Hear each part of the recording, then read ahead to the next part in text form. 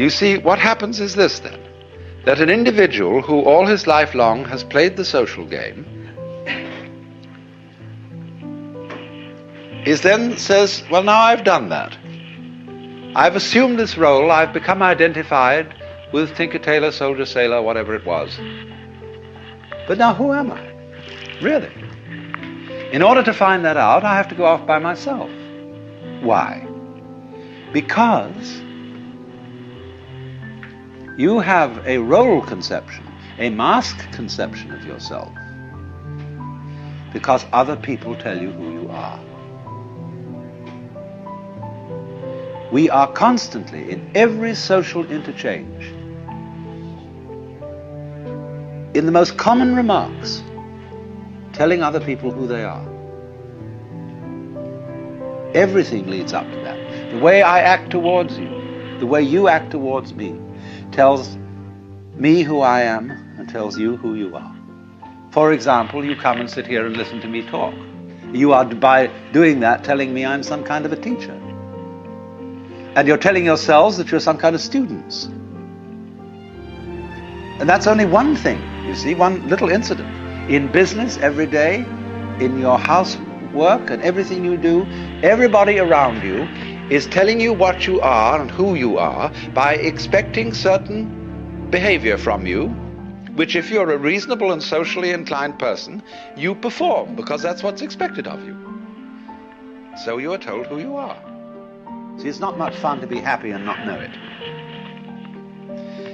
We need a certain resonance. Self-consciousness is an echo in our heads, an echo of what we do, but wouldn't be aware of doing it if there wasn't an echo. When you see yourself in a mirror, that mirror is a visual echo of your face. And that's why in a room such as this, it's a very comfortable room for me to talk in, because it has resonance. And so self-consciousness is neurological resonance. Now you know how troublesome resonance can get if it's not properly worked out. You can get echoes that just won't stop. So you go into a great cave somewhere and you say, hi! It says, hi, hi, hi, hi, hi, hi, hi, hi, hi, hi, hi, hi, hi, hi, hi, all up in the distance, see?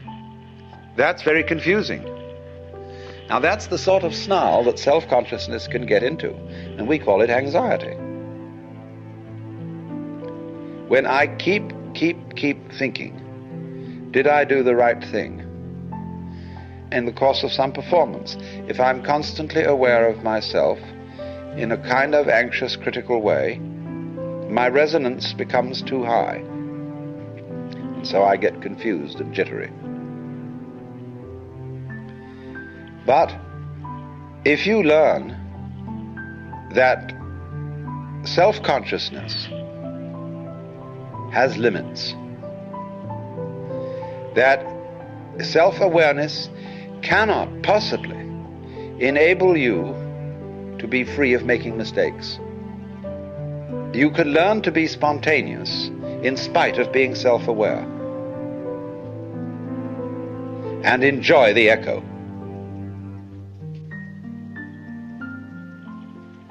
And so you can have this sensation, you see, of total unity with the cosmos, of the, shall I call it, expansion to infinity or contraction to infinity of your identity, without forgetting society's game rules with regard to you. In other words, it doesn't mean that you forget your address, telephone number, social security number, and the name you were given. You remember all that, and you can play that game when necessary. But you know it's a game. So there is no way, as a matter of fact, of escaping from playing these games. And the only thing is that when you find out, you see, that you are thoroughly selfish, you inquire, what is the self that I love? What is this thing that I'm so interested in advancing and in protecting? And you look very closely into what you feel when you think you feel yourself. And you know what you find out? That yourself is everything that you thought was someone else or something else. You have no knowledge of yourself, you see, except in relation to others. Self and other are as inseparable as back and front. There is no knowledge of self without the knowledge of otherness. There is no knowledge of the voluntary without the knowledge of the involuntary, of can without can't. So they go together. And that going together of self and other is non-duality. That's Advaita. That is the self with a capital S. So through self, one finds deliverance from self.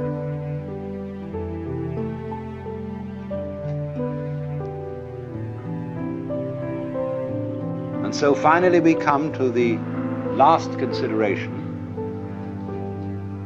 which is the question, in what way and by what means can an individual who is under the impression that he is a separate individual, limited by and enclosed in his bag of skin, how can such a person effectively realize that he is deep down the universal self, the Brahman?